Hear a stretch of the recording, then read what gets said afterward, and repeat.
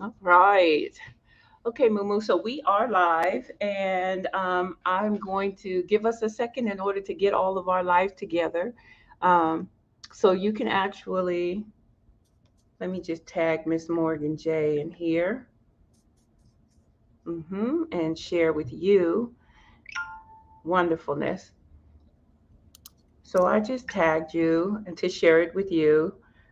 This is what happens, y'all, when Black women just got lives and a whole lot of stuff they juggling in to do, and they forget to hit everybody up that they're doing a thing. Morgan, did you get it? Did you see it? Did you see it? I logged in. I am trying to pull it. I guess I didn't get it yet. All right.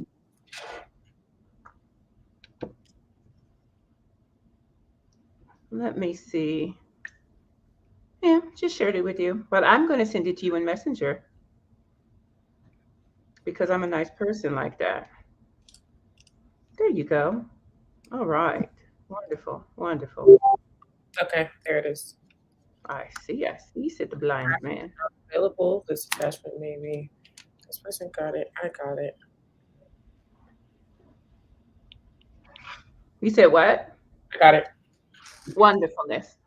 Okay, so we are going to have a very, very quick anti-black conversation because Your hair looks wonderful. thank you. You're welcome. That's because she don't want to touch it up. Just in case y'all was wondering what's happening, she Good. It's doing she what does it's supposed to do. she does my hair. She is my stylist and does my hair, and I don't think she's wanting to touch my hair up. And so, I've been going through some of those issues with her on that, but that's okay. We gonna work through this stuff too. So tonight, Moo, and forgive me, like I said, for just my unpreparedness, rushing, all of that different stuff. But tonight we are going to have a conversation, and it is a live anti-black conversation. Morgan gets to be my special guest tonight, and this dialogue that she and I are having is centered around um, when a black woman speaks, and we are talking around the theme of how you keep moving forward.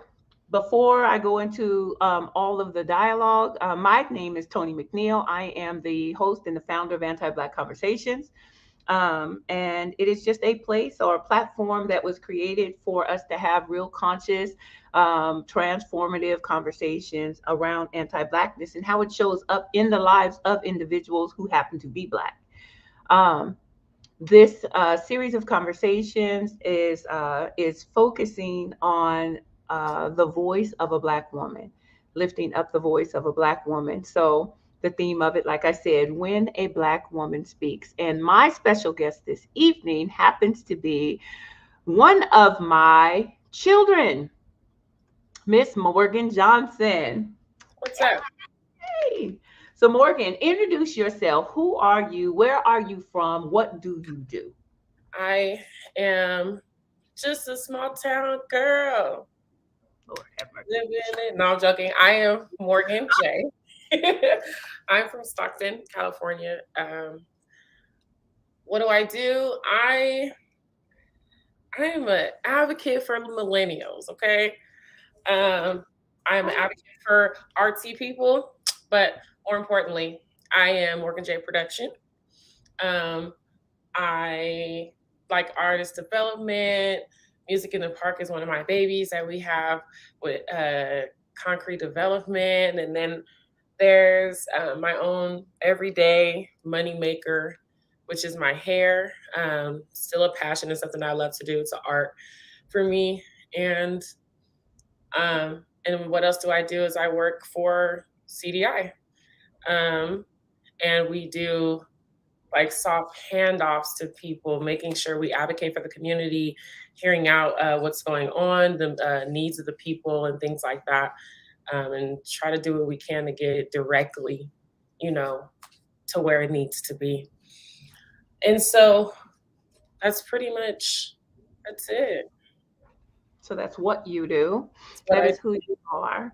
So you named all of your hats. And so what I hear you saying mostly is that you are um, an entrepreneur. Yeah, busy. Okay, so you do a lot of work. Have you always been an entrepreneur, Miss Morgan? Um, no, no, I guess not. Not the What whole did time. Not legitly, you know. But mm-hmm. I've always wanted to. When I was young, I always said I wanted multiple streams of income. I always wanted to have just money coming in. You know, we always say these things, and we don't know what we actually start to speak and what actually starts to manifest over time. I wrote things in my journal about having kids early and stuff. Like I just wanted to get out the way, and here I am, had kids early. But um, but no, I wasn't always. And thank God for the pandemic. You know, Mm, it gave a lot of us who were kind of pushed up against the wall when it came to we have to work. You know, we have to work mm-hmm. every day. We didn't have to break. So when you want to start a business, it's easier said than done. You have to have the money to start the business, and you got to continue having that money because the business isn't really going to start functioning on its own until like 12 months out, really. So you need 12 months worth of income as well as hustle. Right. You know, so you still got to work 8 hours, and then you got to still put the same amount of time into your craft. You know, so what happened with the pandemic, you know, was I ended up, you know, hopefully, I guess I can confess to my dad because he never knew, but I left my job. Um, and I never told him because I was like, listen, rent's gonna be paid either way. I already knew what I had to do. But as a woman and as a single mother, it was like, I don't know how I'm about to come off of this. I want to be able to pursue it. Um, my taxes, because I have 3 kids, is always, you know, like it's me, you know, so it's always a good amount. I had about Mm-hmm. $10,000 that I sat on, and then Mm-hmm. the pandemic ended up giving us money, you know, because we had kids, which was technically paying my rent, and so Right, right. that allowed me the time and the same energy that I would put into my job, my daily job, working 40, 50 hours a week is like, I'm used to that. So at that point, I'm taking that and I'm building businesses. I started off making beads, you know, Oh, really? no, yeah, I remember I started doing waist beads and Yeah, but I jewelry. didn't know. I don't know. I guess what I don't have is like the timeline on it, right? So I didn't know that you started off making the beats. But okay, go ahead. Started off making beats, hustling. I was like, oh, I could do this. This is cool. And then I was like, I don't like it too much. All the while, I'm still doing hair a little bit here and there. You got to build up clientele, and Mm-hmm. it's not going to be consistent. And most of the time, you're going to have to start off charging nothing. You're going to have to be like, hey, let me try this on your head. Something that I charged for $500, I did for somebody's head that took me 32 hours. I charged them like $100. $100, something that I would easily say, give me 800 now, and they would pay me now. You know, so you have Wow. to take that leap of faith. It was not easy, but what helped was the cushion that I had of being able to have about a year's worth of my rent put up, and being able to after that just I never had to go back.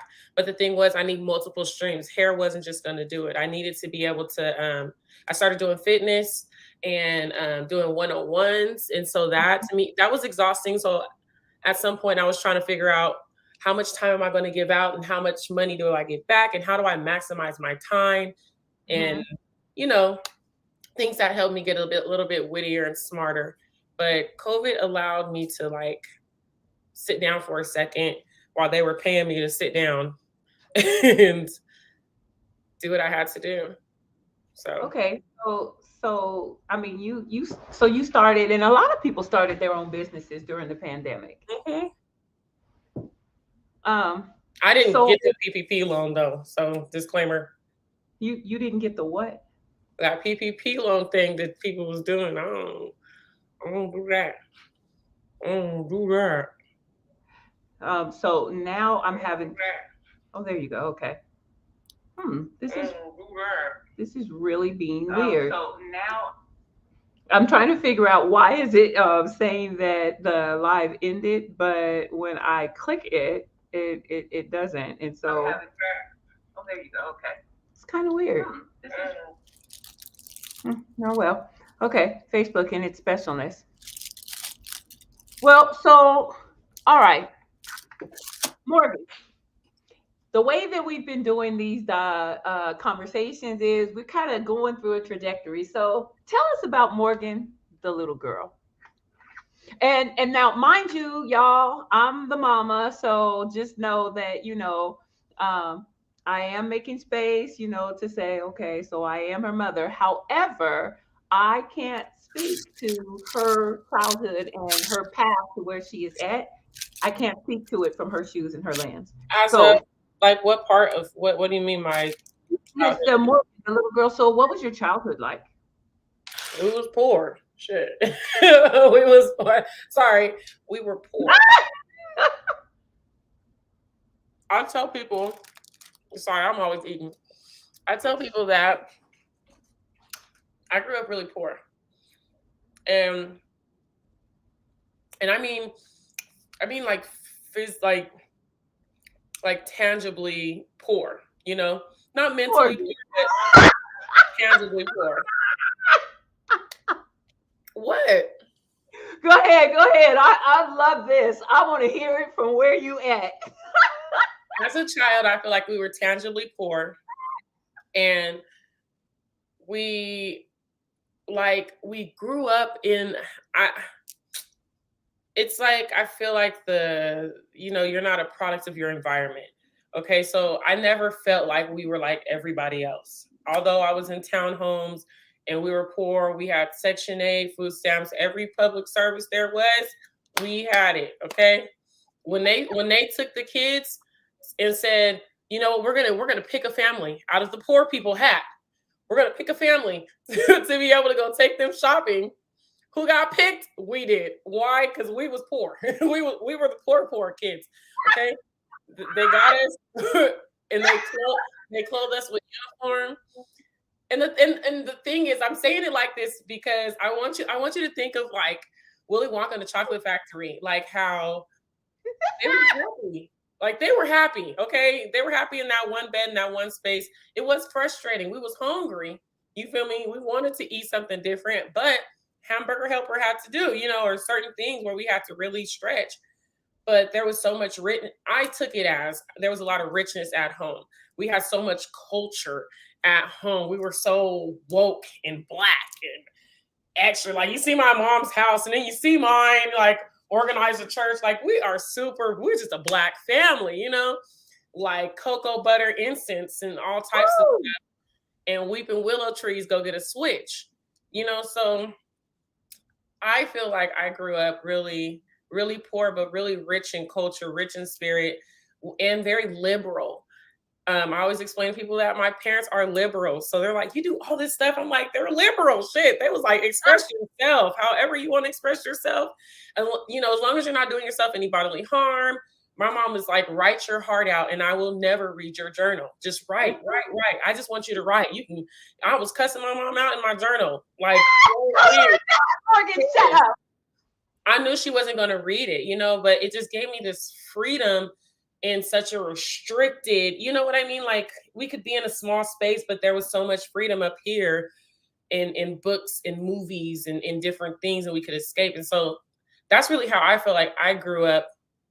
And it shapes the way that I am today a lot. Like didn't even know that my sisters were not my full blood sisters.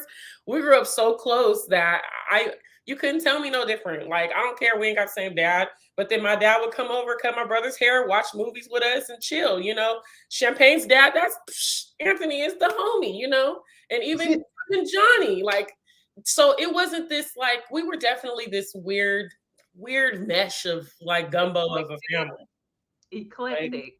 very and eccentric. It was just odd and weird to people. Like, okay, everybody still thinks that my sister is my dad's kid. Like, oh, your daughters are beautiful. And he's like, yes, they are.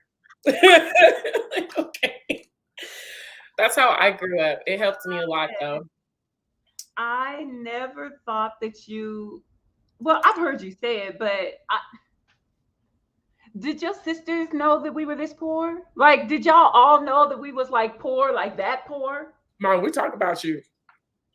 Like she was, mm-mm. You wonder why we work so hard. We like, listen, we don't want to be like that again. But then sometimes it's like, I don't know, it's like I don't know, keep your kids humble because what helps me is knowing that like I go into a whole different gear. I don't crumble. When stuff get tight, I'm like, oh, come on now, like this is cake. This is cake. $20 a couple days, this is nothing. Like, paying all of my bills and then having only $50. Oh, I'm winning. I'm a winning. Food is taken care of. I'm chilling. Gas, How every bill, you? because we didn't have that. And so it's just nice to know that, we have the tenacity in order to make it in certain times, even with our children and in times where my back is just completely up against the wall. Oh, but we slept in a homeless shelter together. So me being in a hotel room is a little bit step higher than me in in the shelter with all of my siblings and my mom in one bed. And honestly, that felt like home to me. Shoot, I was okay with it. But I was young. My mom was stressed, but as a child, because my mom was home, we could have been in the van. I had all my peace from her. So, it's nice to stay humble. And I love where I came from. I'm not saying I want my kids to go through the same things, and they have in their own ways. They have definitely, especially with me, home has had to be me. How, Morgan, how old were you when you were in the shelter, and what was that experience like for you, being in the shelter? I don't know how old I was. I don't remember. I know that I know that I was old enough to like walk around and play. I remember me fighting a boy and knocking his tooth out because he kissed my sister, or she could have kissed him. At this point, I don't know, but still, just I remember it. I don't remember. I don't remember any of the stressors at all. I just know that I was with my family. Like that was it, and that was all. I don't remember anything else.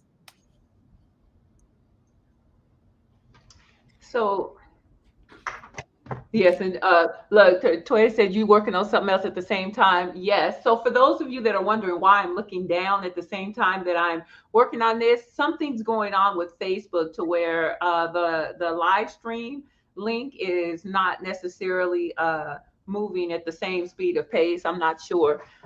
So what I'm doing is making sure that I'm dropping the YouTube link for those of you that tapped into the conversation but were kicked right out. So for those of you that are able to connect, just make sure that you share when you share the YouTube link for right now until we figure out what's going on, and then I'll reshare it for those of you that in case you missed it. So Morgan, you don't remember how old you were in the shelter? Do you remember what grade you were in? You just remember you was bad and knocking people's teeth out. That's the story I was told, but yeah. So I remember. Okay, so was your shelter experience, because we were in two shelters. So one was a safe house. You remember that? Do you remember the Haven of Peace where we were all sleeping in? That's the one you remember, the Haven of Peace, where we were all in the one bed in this corridor with all the other women in there and stuff. Langston was on your chest. You were Yeah. holding him, right? Yeah. That's my Y'all would They gave us two beds. They gave us a bed and a cot. I couldn't get y'all out my bed. And it was just a little twin bed. But you guys would like get in the bed with me. And so I kept Langston on my chest because he was still a little baby. I was like Oh, 3 or 4. wow. And you were three. You weren't even 4 years old yet because he turned one and started walking in the shelter. He learned how to walk in the shelter, and so you were three, and you were sleeping on the side, and then or I don't know, but I had one on my side, one on my chest, one in between my legs, and the other one on the other side of my legs, and I would sleep like this while y'all was all and y'all slept good. Toya says she was 8. There's the other sibling. So Eight, the other, 8, 6. No, she was 8. Champagne had to be 6. I was 4 then. So okay, so then Langston had just turned 1 and was walking. yeah. So, yes, you guys, some of your developmental stages were in the shelter. And just catching Toya up, Morgan said that we were very poor. She remembers that we were just poor, like pick a hat out of the thing and select the poor people, and this is the poor family poor. Yep. Caught the little school bus to school because that's what came to the shelter to get us. Oh, I mean, it wasn't that bad. I mean, I was younger though. I didn't. What are you doing? Get off the camera, being weird. leave my baby alone. She is pulling her up. Just chill somewhere, Granny baby. Hi, Buddha. Okay, so Toya said we were beyond poor. All right, so then let's get you a little bit older. What else do you remember about just your childhood, other than being poor? Like Okay, in the teenager. shelter.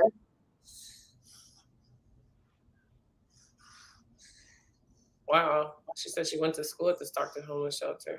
She did. She did. Yeah. I'm wondering if you did too. I was thinking if we were in the shelter, you were all going to that one school that they had. Because Toya missed her whole phonics year while we were there. Mm. So okay, so you get a little bit older. When We we get got out older, out of the shelter. We end up no, go in the other room and play. No, thank you. Um, get a little bit older. Things start getting a little bit better. We move. I remember townhomes. Townhome was cool. It was just like we weren't. Again, that was like we're just not a product of our environment. I never felt like I was in the end, like on the ends with people. Like I didn't like how people go to other people's houses and all that stuff. We didn't do any of that. So I always felt a little bit different than everybody else. Like my mom is protective, or some kids I didn't think that they had parents at all because of the way that they acted. Like they can't have a mom or dad, because I just didn't think that. I don't know. I just thought we were hecka different. I always felt super set apart, hecka poor, but better than in a way. For some reason, I don't know why. Okay. And then I remember us moving and stuff. And since they're just being candid, we would rent places from different people that we knew. And boy, like my mom wouldn't tell us too much of anything, but like knowing now, like we would be getting like, I can't use curse words. We're just no, working. I would prefer you try to use other vocabulary language. Right. We were being anally raped. That's how I felt. The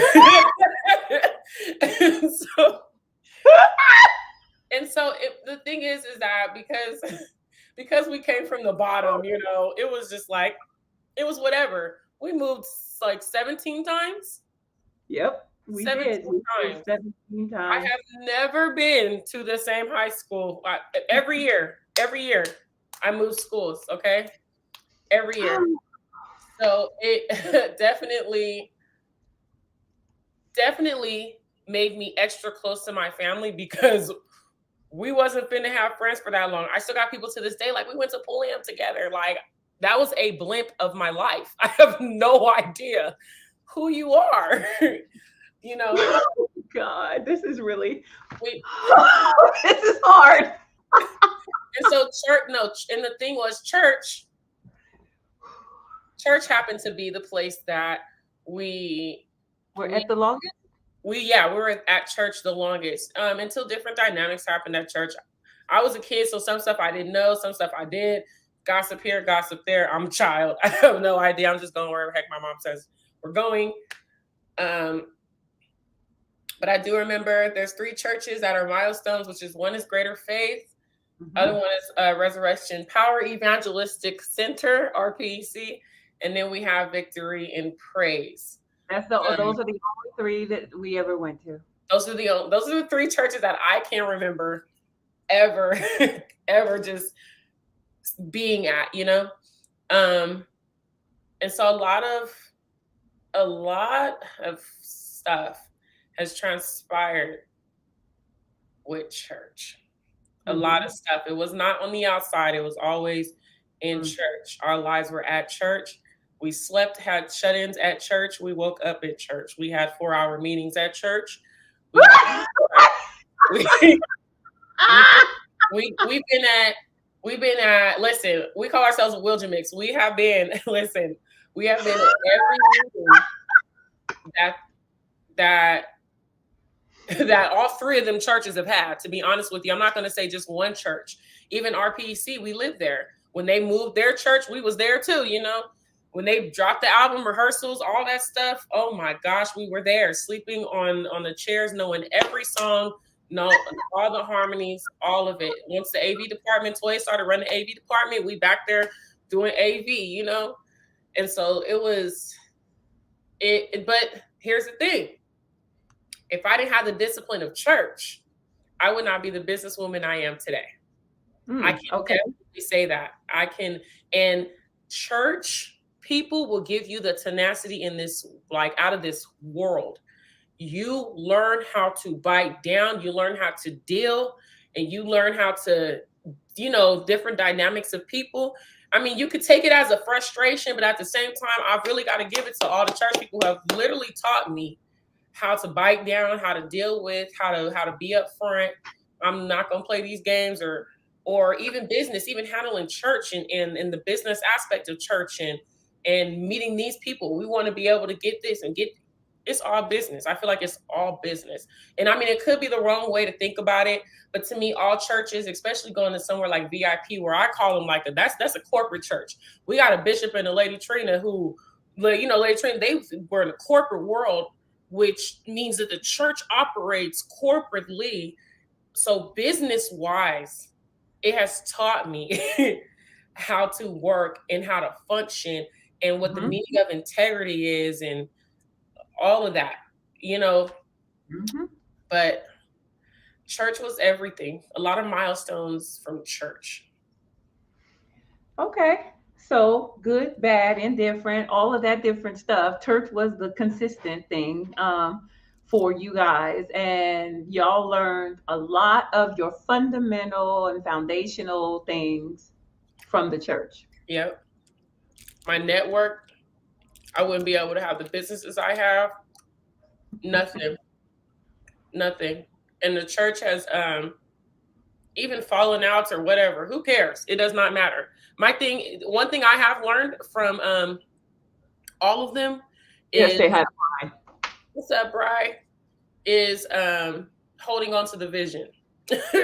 You hold on to the vision no matter what. No, seriously. Um, Okay.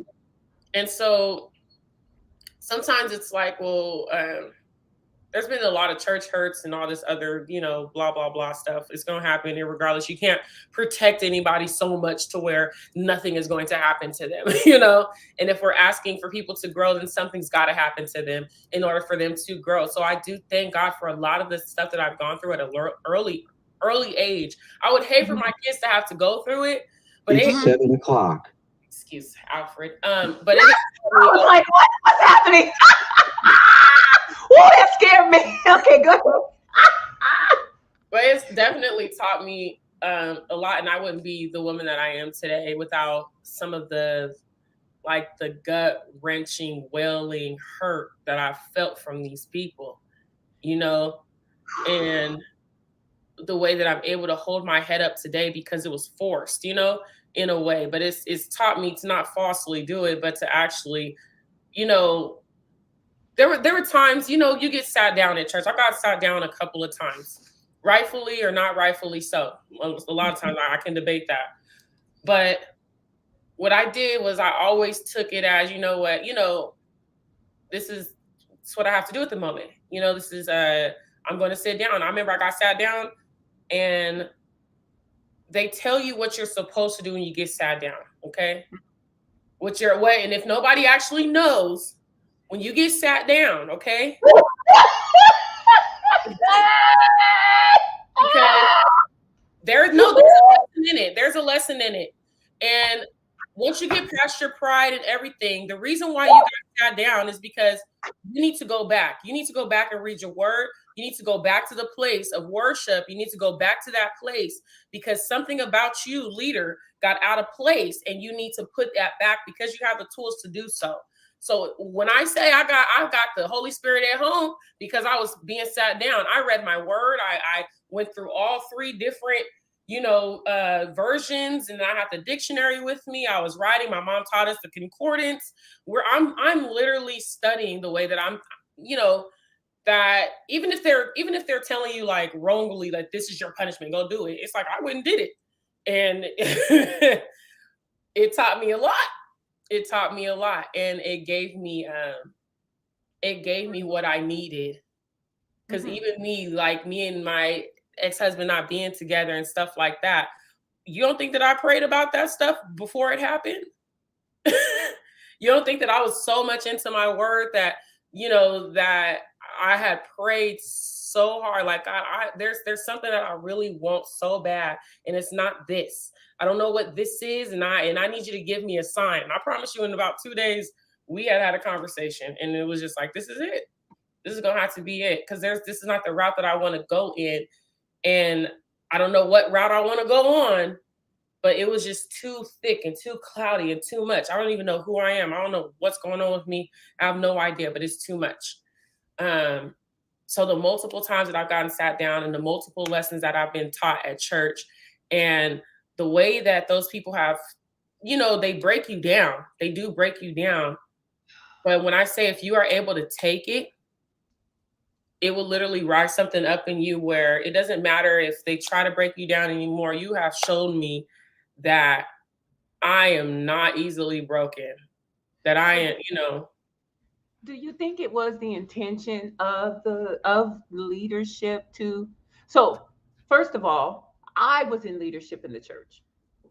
So let's make sure that we and look, and no, if y'all don't know, no, my children will throw me under the bus and run me over as long as they have the resuscitation kit to bring me back to life. They won't kill me. They'll work on CPR, all of that stuff. But I want to first of all, I was in leadership. So were you set down by me, or were you set down? I mean, you have pointed at me when I was singing in the choir and pointed to the chair, and I sat down. I had an attitude singing in the choir. I sat down. My spirit wasn't right, so I get it. So I did.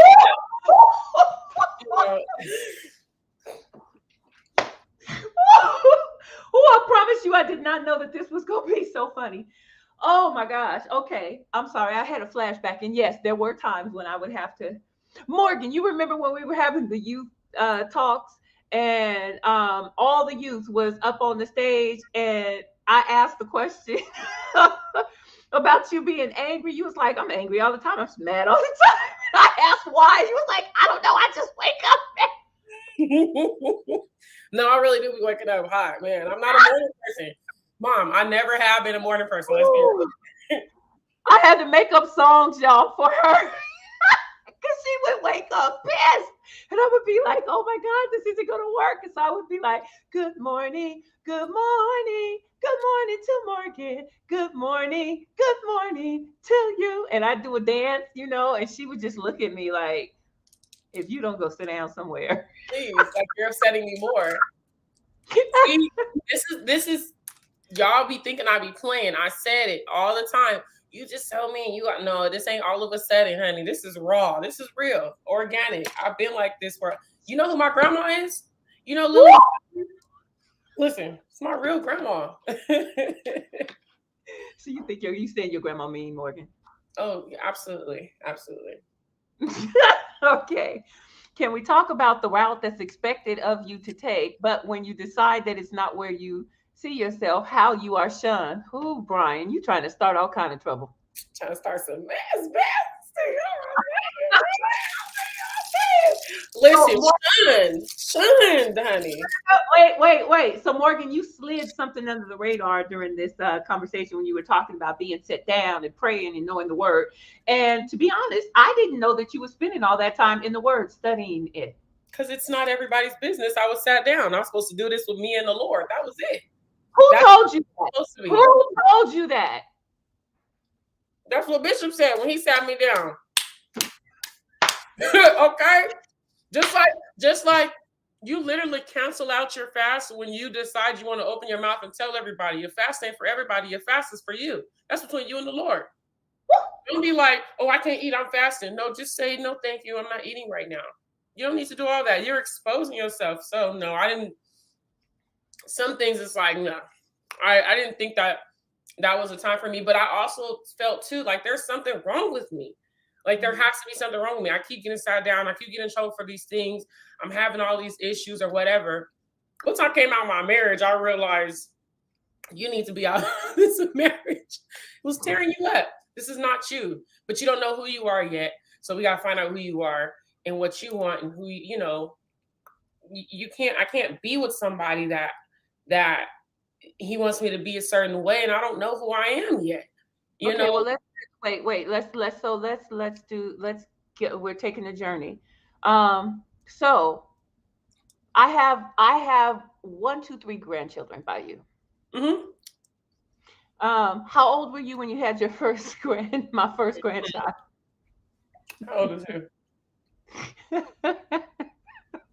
Morgan? Because I think you got pregnant on prom night, right? Oh, well, I'm trying to figure out how old I was. I think I was 17. I had him at 18. I was 17. So you were 17 years old when you got pregnant. Mm-hmm. I got a call from one of the youth in the youth department. Was like, Mama T, I'm calling. I just want to tell you something. I'm sorry it's bad news. I really, really don't want to hurt you. But Morgan, she's pregnant and she wants to get an abortion. And she called me and she called us in order to see if we would help her. But we didn't think it was the right thing to do without you knowing it. So we called. And in my mind, I was like, oh God, not Morgan, not Morgan. Whew. I could never forget it because I was driving home and I was thinking, I wish they hadn't called me. Because Toya was pregnant at the time. And now here you go. I was laid in fetus position on the altar. Like, God, what to do? But so what was that experience like for you? I found out I was pregnant. I was going to have an abortion because I didn't want to go through the works with everybody. That was the only reason why. Once you found out, I was like, cool, I'm having a baby. I don't have time for everything else. I don't feel like if you can find out, I don't care about everybody else. I do care, but I can't carry the weight of that. That's not my problem. But what was frustrating and what's always frustrating is that I think because I show like no emotion toward things, that I'm being like projected on a lot. Like you need to have some emotion. I remember you coming up to my school and me having to hold you because you was falling apart, and I'm like, I don't know what I'm about to do my damn self, and my mom is falling apart. My sister is trying to fight me in the bathroom. Like, this is all about you now. And then I'm over here standing before the church with my head high, apologizing to everybody, and then I got freaking. Had to publicly apologize? Oh, absolutely. Absolutely. On Wednesday. Were there other youth that had to publicly apologize that got pregnant or did? They had it out for us. They said, y'all. You said what? I said they had it out for us. No, I'm being serious about that. I just am wondering during that period. I just don't remember a lot of you. The only other person I remember having to go up before the church was Maddie. That was it. I don't remember. Maddie was grown. Maddie was grown and still had to do it. And it's Okay, still, but she was a woman. Okay. and then yeah, it's just whatever, weird thing. But I just remember, I remember internalizing a lot at that point. Like there is nowhere to project, there's nowhere to go to, there's no one to really, like for my own emotions. Like it was more like you shouldn't have did it, slap on the wrist. So embarrassed, and never had a baby shower. Like until Jazz. Once I can actually get over myself and say whatever. Yeah, and But that was difficult because the mindset behind that, was that if we have a baby shower, then we're like glorifying or what have. There was a lot of failed opportunities. There was a lot of fails on my side. There was a lot. I failed you guys a lot when it came to just some of the church rules and the norms and the things that I subjected you guys to. Even if I didn't feel good about it, I still did it in order to make sure that I was accepted in I the have church. that I have that issue too. Sometimes I realize, um I get it now being a parent, and it's not, like I don't know what to say to you. We all trying to figure this out. This is scrap is not easy. It's not Right. easy. There's judgment everywhere. It does not matter. It doesn't Right. matter. And so I do remember. I remember that was. I remember just being in my room a lot and like putting headphones. Like I felt like I had somebody. Like that was it. It was like I have somebody who's on my side. My baby. I get to put my headphones on my stomach, and like that was that. Um, One of my biggest supporters, of course, was Cheryl because she just wanted a grandchild. She, she was excited about that. Um, but that was, that wasn't for me though. Like I could feel that change as soon as my child came out. That Right. that love was for him. She loved me too, but it was like she loved that boy. And I want to ask you this. I'm asking questions openly that and we are a family that goes deep, and we are a family that we talk about stuff. So what did it feel like being pregnant with Ethan at the same time that Toya was pregnant with David, and I supported Toya but didn't support you? Mm, I was used to it. You always overcompensate for Toya. She doesn't have her dad with her, and you guys have that. And so the hard part is that I've always had to seek it elsewhere. But it's taught me to seek it elsewhere, to be able to not just be stuck in I need my mom to there you will be there. Sometimes it's frustrating because it's like I didn't want to have to yell and scream for it. Like I remember when my grandpa died and you had sent somebody else over. And I was like, I don't know if it was Pastor James or D Chandler. It was one of them, but it was like, I don't want them. Like they don't know what's going on. I don't want to talk to them about nothing. Like none of that, you know. Um, but I I don't know. If you wouldn't have done it, I would not be as creative as I am. I've Mm. learned to write. I've learned to cope. I've learned to paint. I've learned to exercise. I've learned to do things because I can't. Shit, it's not for everybody. I can't. I have to learn to internalize it or go to my word or read or figure out some way to release it. Hmm. It was frustrating, but like I said, I can't. I don't know. I don't regret anything. I don't And regret. so, and do you think that might, because I know that your godmother and you have a very unique relationship. Well, when you were younger, you had a unique relationship. Yeah. And so, do you think that she helped, fill some of that void?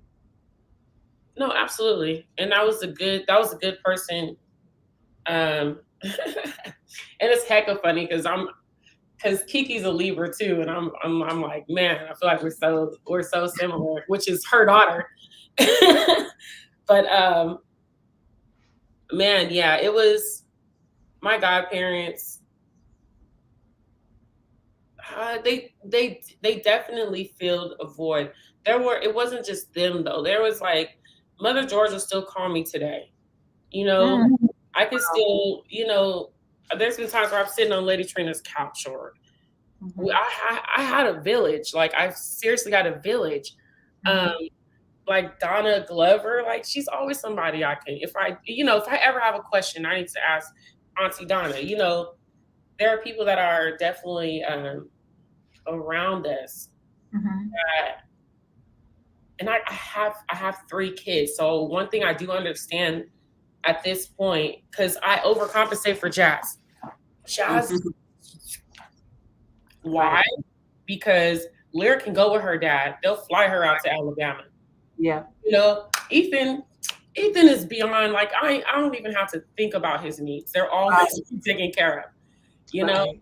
But it's Jazz. I have to, like, I overcompensate for her, and I have a different relationship with her because, like, when I didn't have a place to stay and my kids could really have, go somewhere else, Jazz didn't have nowhere to go. It was her and I in a car, Yes. and then I had to go figure it out. It was Mm-hmm. always me. So I definitely get that. So Um, you think that kind of helped give you a little bit of perspective? oh, absolutely. Having kids gave me a perspective on a lot. A lot. Okay. So now fast forward, you had Ethan, then you got married. How old were you when you got married, Mo? Hell yeah. Before I could drink. Uh, What made you decide to get married? oh, Quinn just sat on the side of the bed. He said, "It's time. It is time." I said, No, okay. that's some stuff your daddy said. And if I'd have thought right. Anyway, okay, go ahead. Your dad just woke up and said it's time. Oh yeah, that's kind of what happened. That was it. It was Ooh, if you'd have told me that, I'd have said, run, Forrest. But anyway, go ahead. it was just I was with a God fearing man, and we were a religious man, as I should say. And I was already pregnant with Lyric, Mhm. and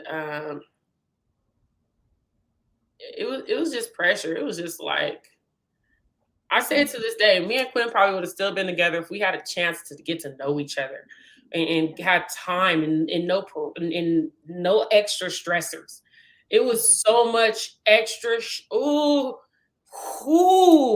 church folks, y'all need to stay out of people's business. You know how many church Ooh, folks I had sit here and tell me, well, if make sure you suck his dick because somebody else will, and I'm just like, okay. what? What? Like, just the stuff that was being said to me, Oh, or things wow. that are being poured into. Oh, don't break that man's back. He breaking his back trying to take. You don't know what's going on in the house. He don't know how to wash a dish or put a. Let me be the wife. Let him do what he know how to do. Let us figure out our own sexual likes and don't like. It was just crazy to me how invasive people are with their thoughts and things. And so it was pressure. It was like, y'all are both leaders, you know, and I don't know what it is about them wanting to have, it makes my stomach turn. Young people just getting married. Go ahead, get married. Yes, please do it this way. And they don't even they don't even know what they're doing, and they don't even know themselves. And it was just us. It was like, you guys can't live together, and we weren't living together at the moment, but you guys can't be sleeping together and dating each other, and you guys know each other from church, and then you say that you met each other here, and so you guys are fornicating and doing all this other stuff because it looks like they're approving it. You know, he was like, it's time, okay. One thing Quinn could not take, and I definitely was his wife. That man does not like a whole bunch of pressure. Right. And so pressure, he will be like, forget it, like do it, whatever. Yeah. Um, so I know I had to be real passive with him because he got that from family to church and work, everything. Right. Um, and so it was just like, we just got married. It was whatever. And you want to know, man, I didn't pay for nothing. That's how much people were like, get married. It's so scary. That's so freaking scary. But I can't have a baby shower. Please make it make sense. But you'll pay for everything. My Ooh, oh, and I'm laughing, I think, to keep from crying. For At real. this, Hey, it's twisted. It's so twisted, but they were for it. They paid for us to $300 a night for us to go to not for a honeymoon, not for us to go spend time together, but to go to a church marriage retreat that we pretty much slept a lot of the time. I was back and forth on the phone with Toya because we had 2020 praise going on. I had to make sure the ushers, like, it was just like, we never got a break, and because of how much we both grew up in a church, and because of how much he wanted to, do things right. He loves playing music too. I would beg him, like, can we just take a Sunday off? Just, let's go. This is such an education. Like, let's go spend some time together or something, but because that's not, and it's so crazy because we got married, because of the church, everything was whatever the church says. So taking time off from church, that's a big slap on the wrist. I'm sorry. Do what? You get shunned. We got 3 keyboard players and he can't take a day off. Goodness. But yeah, I had Lyric, and then I ended up getting pregnant again. Definitely infidelity. There was a lot going on. And I mean, I can be real candid or I don't, I you gotta gauge me. I name drop too. so at the end of the day, here's where we are. Because we've transitioned. How do we keep moving forward? But before we can even talk about moving forward, it's like we gotta make space for a Black woman to speak. Hmm. So you're saying I gauge you. This is no, I didn't gauge anybody else, so I'm not going to gauge you. Well, I definitely know he didn't want to have no more kids or anything like that. There was a lot. Um, I've always been this like feminist inside. I need equality. I need things to work a certain way. I need us to. It just wasn't happening. It just was not happening. And so I cheated, and I say that with no regrets. I'm not gonna lie to you. You said you cheated because there was no equality. There was no. I would. Dang, I'm not trying to be that candid. I'm not trying to be that candid. Men Right, have sexual needs. Women have sexual needs. right. Majority of mine were not getting met. I don't even know what Quinn's tongue feels like in my mouth. I don't know what a French kiss feels like or anything. And these are things that I was like, okay, we can learn this together. No learning it together. No, nothing, no, nothing. Okay. So So at there that was things that he was struggling with that were hindering his ability to actually. no, he did have things he was struggling with. Um, but my problem is like I can't be the only one trying to move forward or trying to change or do you want me to wear this pleated skirt and look like a teacher? I'll look like a teacher for you. Can you learn how to eat me out? Like can we learn these things? Like it's marriage. And that's what I've learned, right? You can't defile the bed. Like let's try these things or um I know he was frustrated about certain things about working and all of that, and I know he wanted to do his passion, but we had babies, and he didn't know what the doctor's office was, he didn't know what the kid's school was, he didn't know their schedule, he did not cook, there was a lot of things that were going on that I could not just go work right now. I can't even help you. We can't afford daycare. There's 3 of them. Like, let's be real. Mhm, Um, well, there was 2 of them at the moment, mhm. and so a lot of different things were going on. Um, and knowing And who Morgan, the reason why I'm making space for you to be a little bit more candid is because what happens is this. Black women are notorious for catching a rap sheet of why a thing failed, why a thing happened. And when we don't speak, then other women think that, okay, what I'm going through, I'm gonna either say it in a whisper or never say it at all. And so we carry the weight of that. I failed. I will never forget my mother-in-law looking at me when I looked like the elephant damn man. I looked like the elephant man. And she looked at me and asked me, Two questions. One question and then another statement. She said, "What did you do to make him so angry? Don't do that anymore." And from there made me feel like I was an unfit mother and an unfit wife, and this is why I was being beat. This is why there was infidelity. This is why all these different things, and he's taking care of these children, and these are his stepchildren, and these aren't his real children, and all of that. And I'm like, I didn't, but these were her thoughts, and this is the stuff they were projecting onto me. I held and carried that for a long time. Mm-hmm. They convinced me to leave you and my son with them, Mm-hmm. saying that I was unfit. I believed that mess.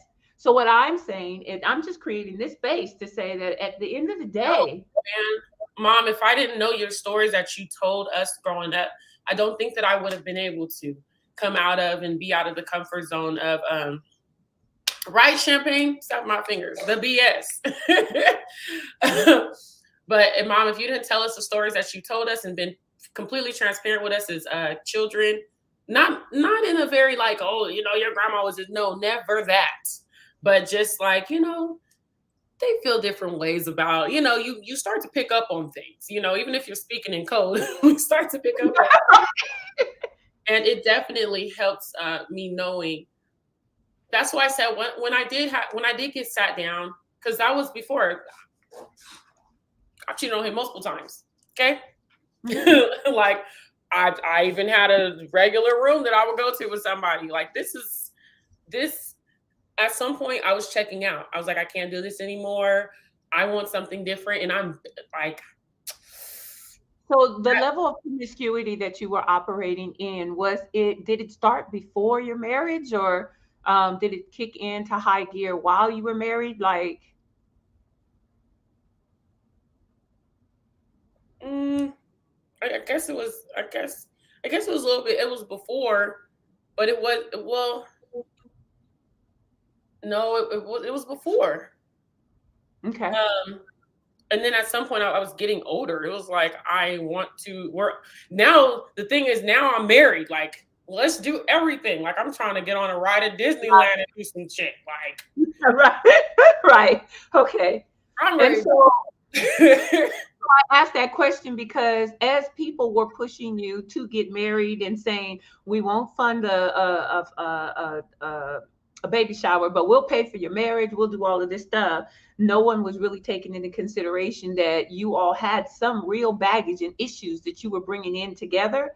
Um, and I'm saying that because I also want to lift up that the folks that I heard saying get married as a young person, I have to now say in wisdom, but your issues as a young person aren't the same issues that the young people today are experiencing. Mhm. So it's a whole nother level of stuff that they're experiencing and going through. So you have the third baby, and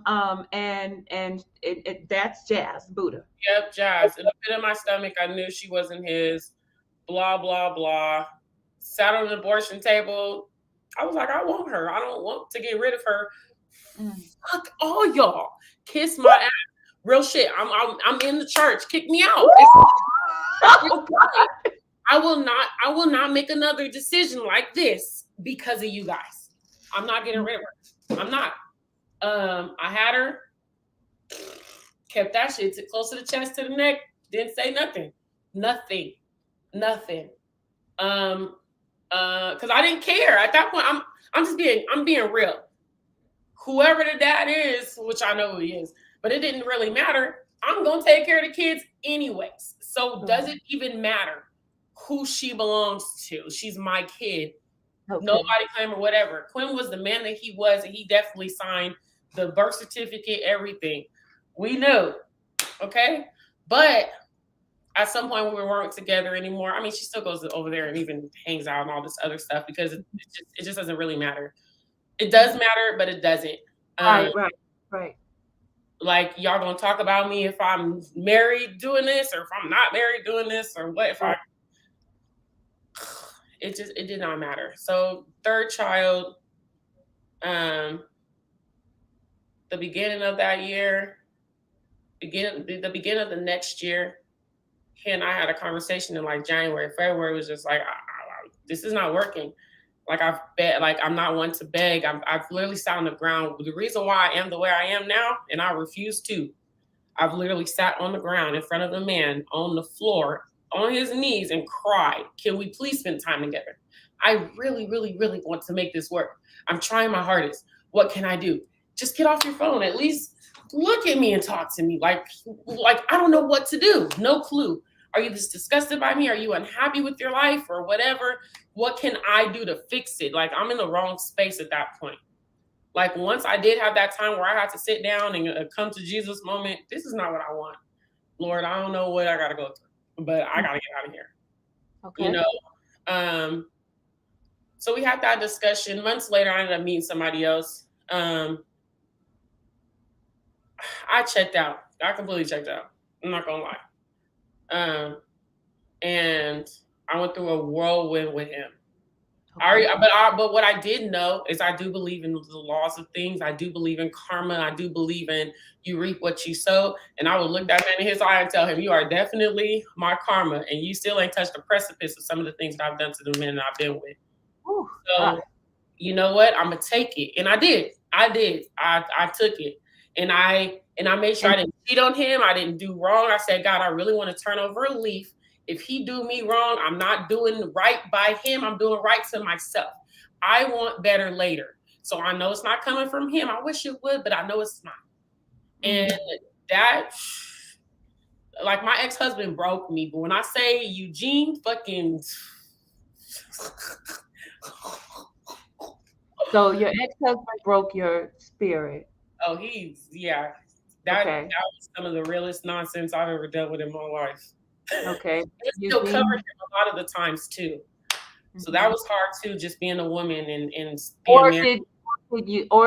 So Eugene broke your spirit. So Quinn broke your heart. Eugene broke your spirit. Oh, no, I don't think Eugene broke my spirit. Eugene gave me some spirit. Okay. So with that, what were some of the just overarching things that you were dealing with in that relationship? Manipulation. It was a lot of manipulation, extremely toxic. The whole back and forth. Well, I'm just gonna kill myself, and then me just like, oh my God, let me hurry up and rescue you, type of nonsense. Oh, it was. Yeah, I'm trying to hear more of these unfiltered conversations. Yeah, like let them learn from you life experiences, please. Yeah. It was a lot of manipulation, a lot of jealousy. Some of the things that I operated in. Okay. I seen the reflection in some areas, that helped me because the thing is you ask to grow, but it's like, are you ready to grow? Like, because you got to really be ready for this. And the things that I've prayed for, and I did. I remember sitting in my car before me and Quinn were together and more all of this stuff. I sat in my car and I was like, God, I want to have a certain anointing. I want to be able to, to be able to shift the room and stuff. I was like, I want to be able to be like how my mom is. But I know I ain't gone through. And I said it. I said, God, I haven't gone through nothing that she's gone through to even deserve it. And I was like, but I do want to be able to be that independent woman, And it was like, after that, it was like, ready, set, go, like, okay. And so I knew with Eugene that I was dealing with a lot of spiritual warfare too. But if Bishop didn't sit me down and tell me I need to go learn about some stuff, I would not know how to deal with it.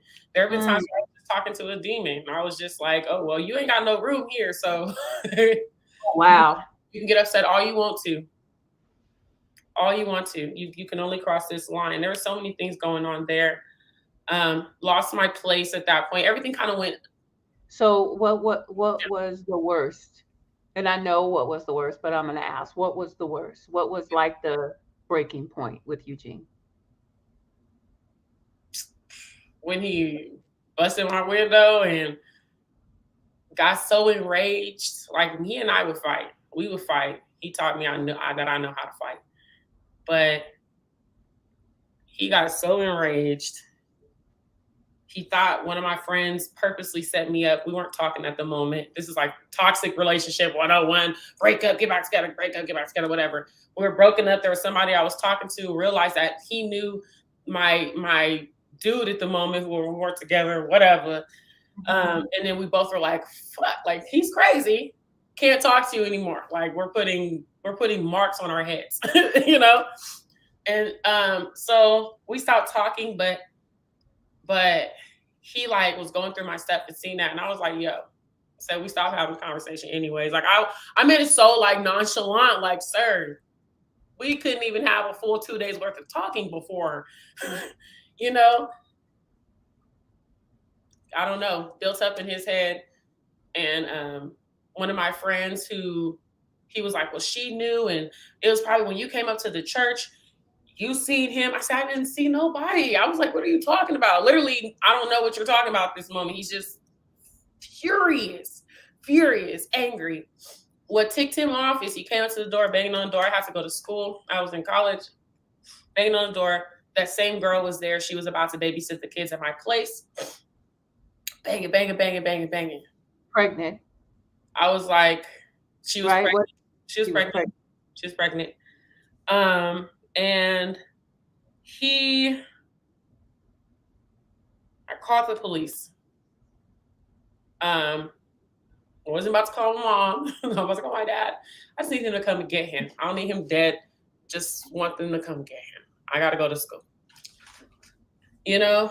And so the cops, of course, they're going to take some time. Eugene ends up, Tajay's scared as hell, okay? I deal with this. She don't deal with this. You know, so she's scared. And I can feel my friend being scared. My kids are in the room too. Go somewhere.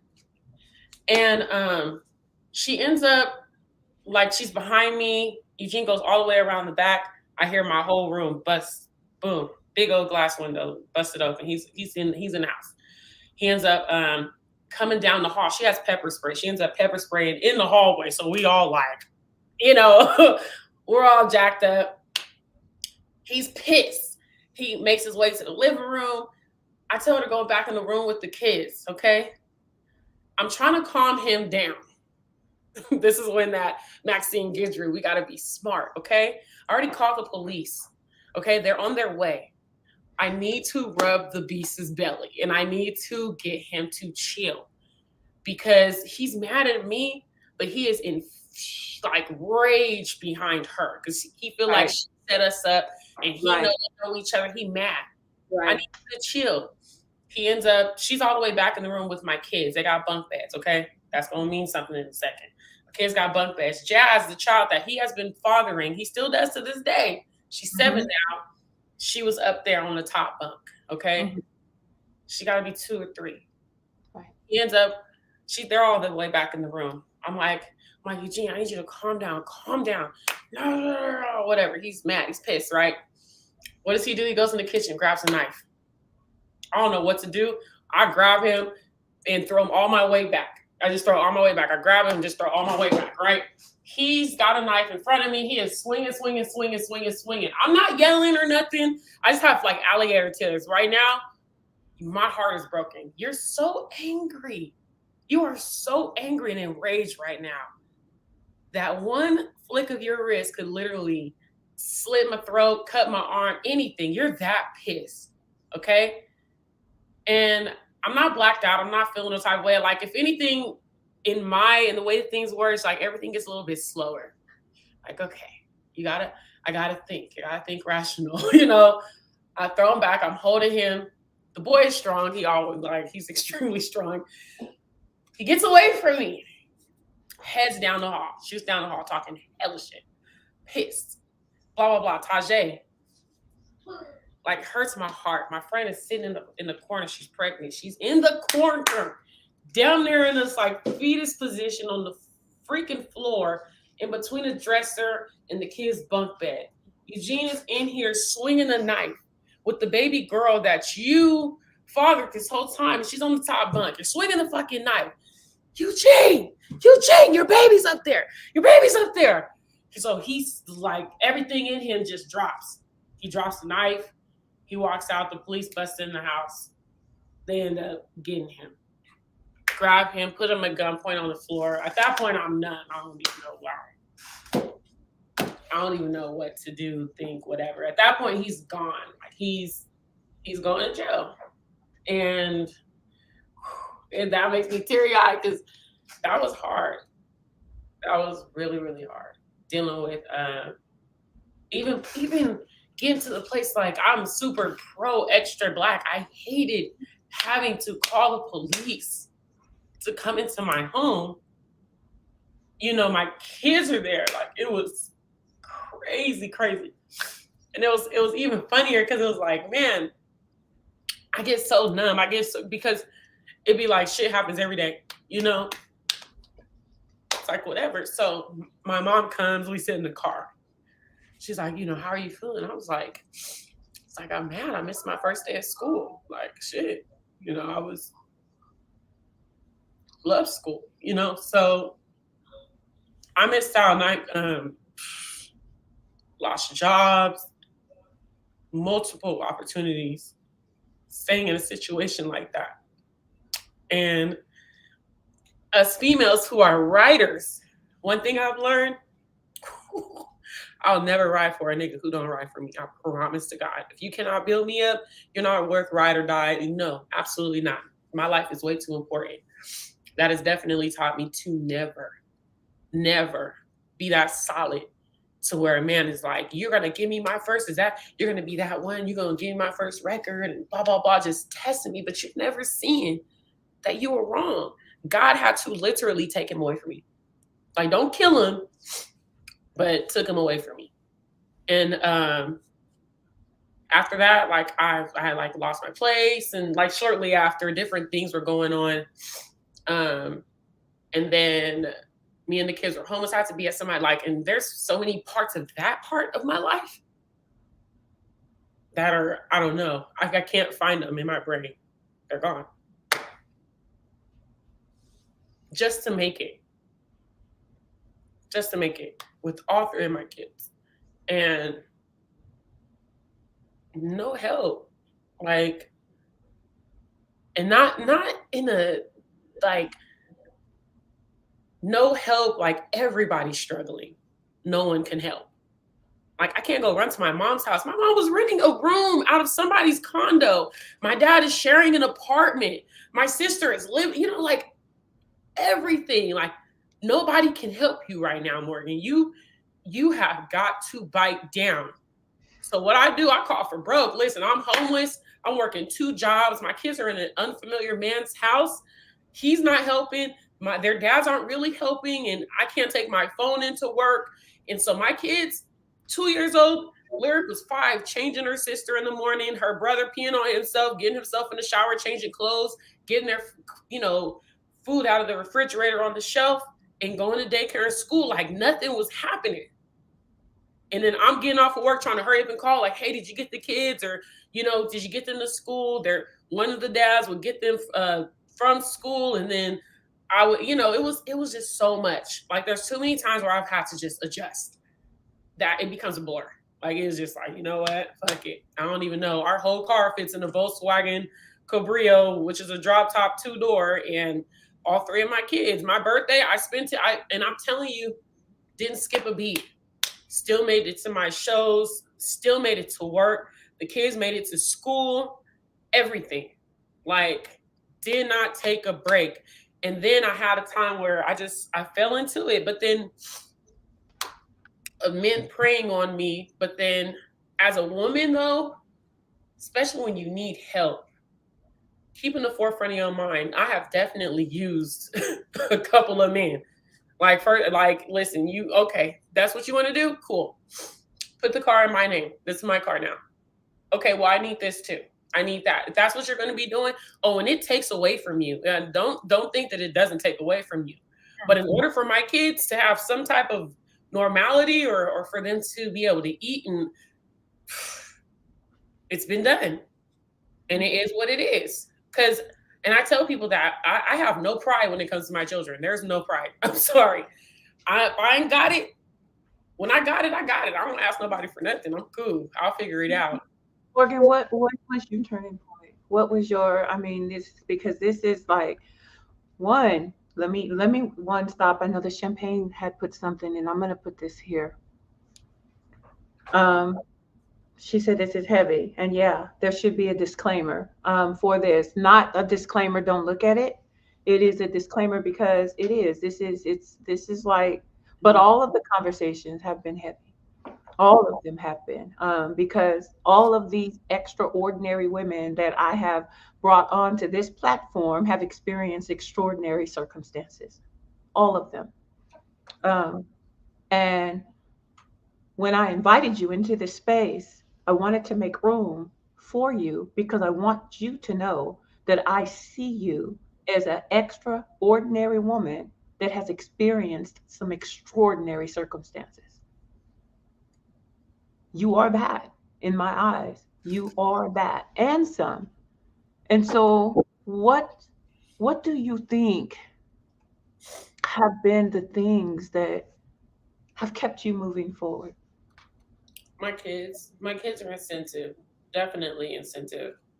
Um, my passions, actually having things that I love, they definitely help me move forward and give me a sense of a reason to wake up. Like I know people talk about like because there was a time where it was like my ex, the one that that's why it was hard to not to come out of that situation because when I was really low and really breaking after my marriage, he held me up. Opposed to everybody like, well, you deserve it, and this is what happens. Get over it. No, he sent me on the floor, got me up after I took a shitload of pills, and what? Everybody else can take care of my kids better than I can. This is not a good situation. Like, fuck it then. Like, I forget it. Forget it. I don't care. And that's when I left my job for some time. I took a leave of absence. I had told somebody at my job, I said, I'm having a hard time. I need to take some time. I don't know how I'm gonna do it. And me waking up, falling asleep and stuff like that after I had took the pills and him making sure I was taken care of and making sure the kids were not feeling me at the moment. You still just make their lives a little bit normal. So you took the pills to end your life? Hmm? You took the pills to Yeah, end your life? You tried to commit suicide? yeah, for sure. It's not something that needs to be spoken of again. If you're gonna do it. But I'm serious. That's just how I think. That to me, I'm not crying out for attention. It's like, okay, well, I thought about this. Like, my kids got letters. Y'all got my final thoughts. Cool. Everybody else really at that point, I'm convinced you guys can do this better. I'm not made for this, or I can't do it. Nothing that I'm doing is right. Nothing. And that's just the surrounding that I've always been in. And because I'm always so strong and because I'm always so good and you got it. Or I literally pick up so quickly that nobody can tell. Oh no. There's been so many times where it's like but because that was like the lowest point, that was the lowest I've ever felt. Um, Now when I get stressed, it's like, you know what? You know how to cope. Go for a walk. Run, go do something. And literally like even just now, like taking my kids out of school a little bit earlier, I'm stressed just getting them there. Like, you know what I've learned in the past, take something off of your plate. I can't deal right now. They got 9 days left. Oh well, call me truancy. I don't care. My mental health at this point is way too important. My kids' mental health is too important. So I've learned to just take that off. Like, it's only you, Morgan, and you're trying to do a whole bunch of stuff. You can't take away work. You can't take this away. But what you can do is relieve this a little bit. Hmm. Hmm. That's it. Okay. So you focus on the kids. I remember us having a conversation about that once some years back, and I remember telling you that people always say this. First, I'll say this. People always say, "I can't believe Morgan and you. Morgan's your daughter, because you guys just are so different." Um, we're not. I always, and so I tell them Morgan is the fruit that went thud. But I remember telling you that Morgan, until your children become the reason, and when they do, that's everything. Because when you guys became the reason, I could be homeless, sleeping on a cot. I can endure whatever it is that I gotta endure. I'll do it. I'll do it because man, these four jewels, these four treasures, these four, they're But, the reason. if you realize from the beginning, they've always been the reason. Yeah. Always. Even when it was just me and Ethan who wasn't here yet in my belly, or I could feel the judgment and the stress of me being pregnant with Jazz, and I just clung on to my child. That's it. Mm, Wouldn't let her go in the hospital. They told me to put her down. I don't know. mm, So they have always been. I've always tried to figure out though, because I was always told being married, it was like, you're supposed to focus on your marriage and stuff like that. Um, so I did. I tried to juggle that in relationships and stuff like that, but I know after Eugene and dealing with that and all that foolishness and nonsense. And the thing was, I'll never knock Eugene, okay? Like, out of all of their dads, Eugene will literally be there. He had to go through what he had to go through, and so did I. We don't deal with each other like that, but we have grown past that enough to be like, okay, well, I need you. Like, the other day when I was frustrated with Jazz, I called him like, I'm gonna need your help a little more. I can't do it. Like, I'm losing it. I appreciate the fact that he too has, learned that, his anger to walk away or certain things or all this stuff. But that I would not be who I am today if I did not go through that stuff with him. I would not have the bite down that I have today. I would not know how to maneuver with a manipulative person mm, the way that I can, mhm, or even see it from a mile away. mm. It sucks that I had to see it that close up or I had to get it right there, but I appreciate going through everything with everybody that I've been through. Would I go back? No. But I would not, I just wouldn't be who I am today. I wouldn't be able to make the decisions that I can make today If it wasn't for the journey. if it wasn't So, for me. so the question that I'll ask you as we wrap up this conversation, and before I ask the question, thank you for your transparency, your realness. Just, Smoke a blunt. I, I think a lot of times that people sell you short when Yeah. it comes to the wisdom, the insight, the experiences that you have gleaned from that have made you the remarkable and extraordinary woman that you are today, and you are. And I am, as your mother, proud of Yeah. you, and I am proud to be your mother. Yeah. Um, and I don't make no apologies for her, who she is, what she do, what she say. That's what she said. Yeah. That's it. So, but you guys have taught me that. You guys have grown me up. Yeah. Even as an adult, you have grown me up. And so I see things different. I learn from you guys. Even when every time I hear you speak, all of you, I learn so much from you all. So I'm very, very grateful to be your mother and to have you all four, the four of you, Langston, Champagne, and Latoya as my children, the Wiljamics. Hey. Hey. So the final question that I will ask you, Morgan, is today, what would you say to the little girl you to prepare her for the journey? Mm.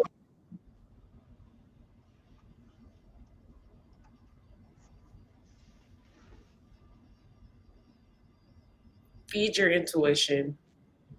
Um, trust. Trust your spirituality. Mm. Be very selfish with your journey. Very selfish with your journey. Um, and try to be empathetic. A little more. Be a little bit more empathetic. Yeah. Yeah. I don't know. I don't know if I would have told myself anything different. When I read my journals, I was pretty much the same way. Like I really, really pretty much the same way. Amen. I Ashe Latoya. So I thank you, Morgan, for tapping in this evening for this anti-Black conversation. I thank you for sharing your journey and what it took for you to become the woman that you are today. And I thank you for just being transparent on how you've kept moving forward. Yeah. Um, Definitely not the person that you are today. And so, real quick question. Um, you think you'll ever try again in a relationship? Will you ever love again?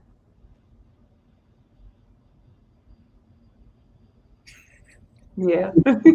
You look like jazz just then. I literally have a. I wish I could show it to you. I literally have a. I wrote this.